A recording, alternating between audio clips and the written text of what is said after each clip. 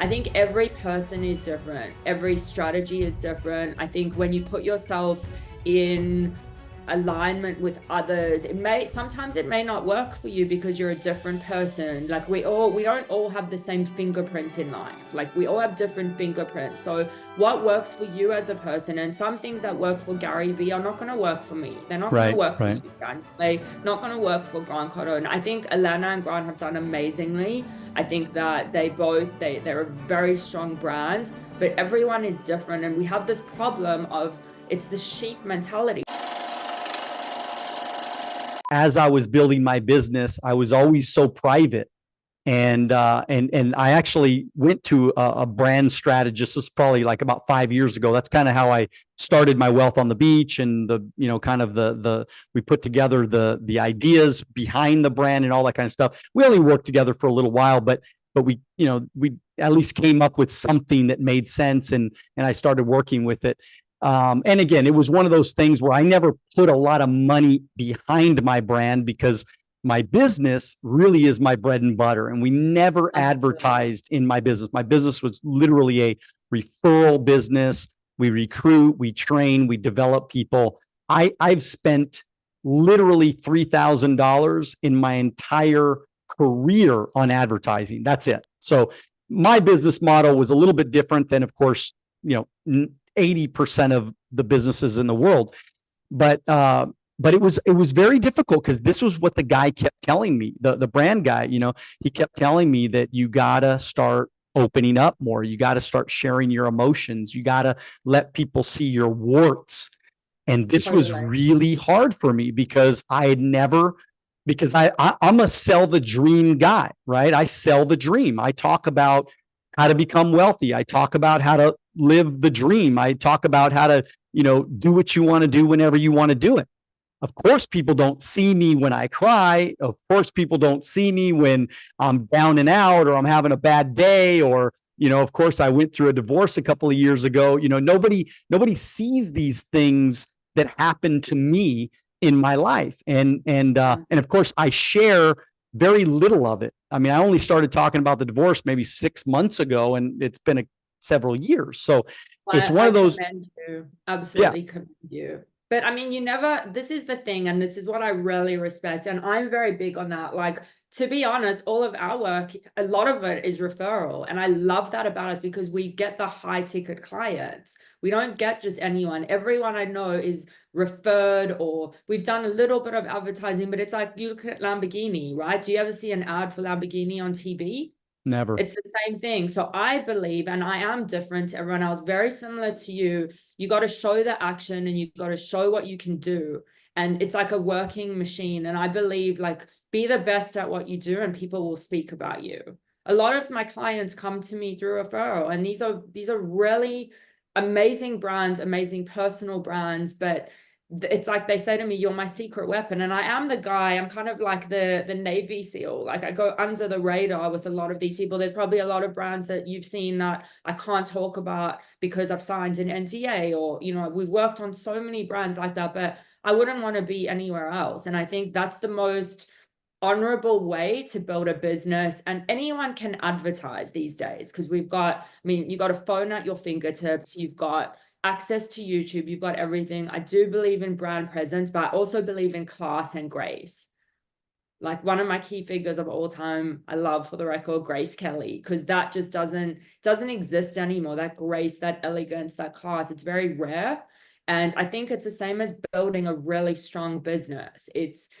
You got to make people come to you. Like, what's the allure factor behind building a business and a company and your marketing and your brands? If you get that right, I think people will come to you. Yeah, I mean, I think that there's a little bit of so there's always kind of a like, there's one side of me, right? There's the devil over here that says you got to keep posting, you got to, it's just about attention, it's eyeballs, it's blah blah blah. And then there's the other side that says, hey, you're posting too much.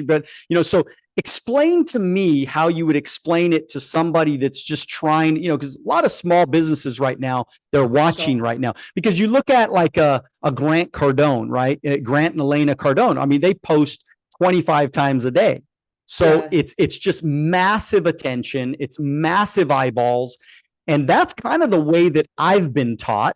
Yeah. almost like a numbers game type of thing. Yeah. What are your thoughts? I think that's amazing. I think if that's your strategy, like, I mean, you look at Gary Vee, he's one of my favorite people. I've been following him from the beginning. I think he's so humble.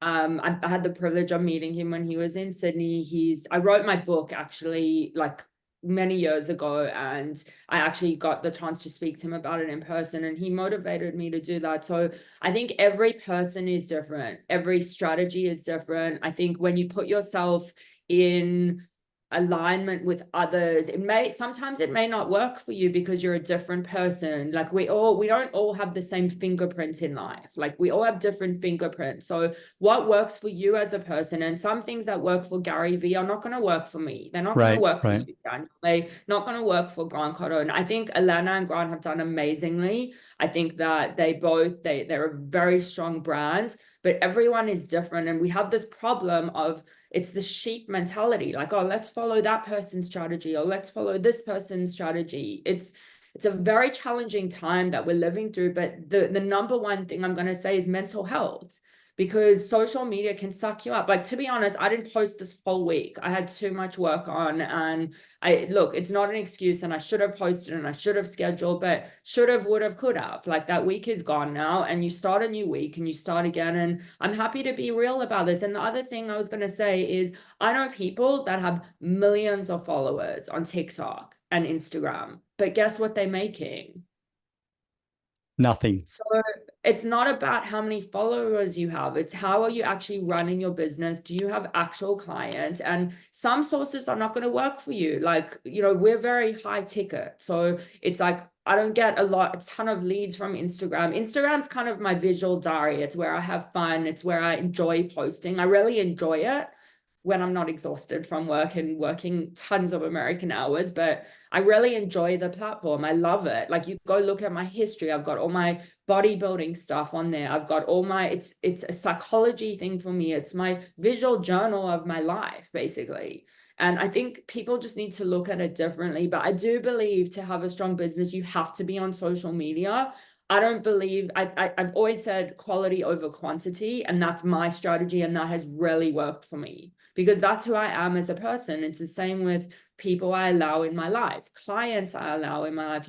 They say when you first get started in a business, you're like a beggar, because you're proving yourself. And I know you went through this in your business, right? Like, you had to start from the ground up. You built something amazing. We all start with zero. Even Gary Vee with Wine Library, he started from zero. But I believe in quality over quantity, and it's about getting that attention through proving yourself and proving the quality of your work. But I think a strategy is really important, not just posting anything, posting stuff that makes sense to people that are watching it. And I believe in genuinely helping people.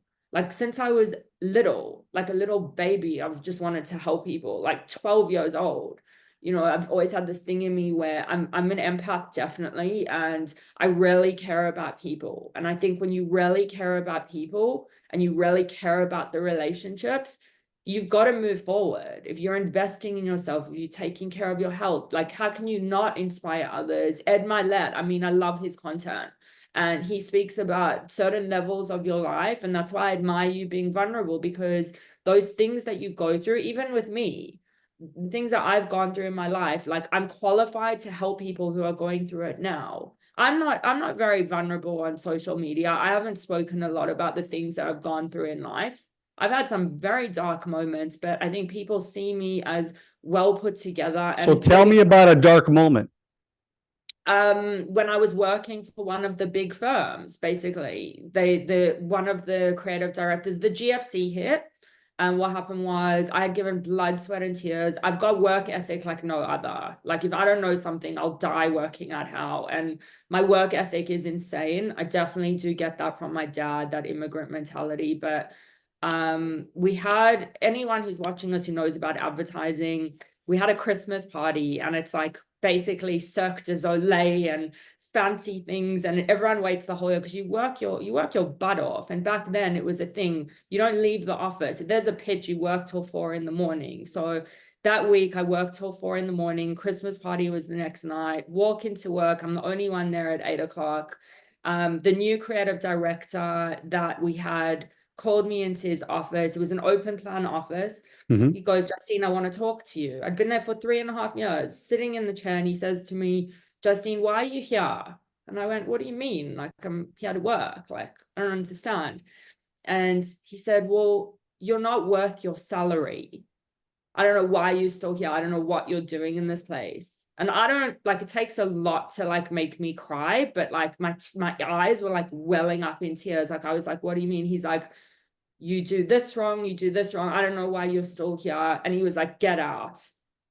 And like, I'm a very respectful person. So got up out of my chair, walked downstairs. It was just this pivotal moment in my life where there was all this foot traffic, people were walking around me, and I actually called my mom, and my mom is an incredible person. And I said, like, she said to me, what's wrong? You sound like you're in tears. I said, I am, because I've given this firm nearly 4 years of my life. It was my first, whatever. And I said, my creative director, who's something in this world, has told me that I'm nothing and I don't deserve my salary. And she said, Justine, this is your pivotal moment in life. You can either let someone's words define you, or you can let it make you.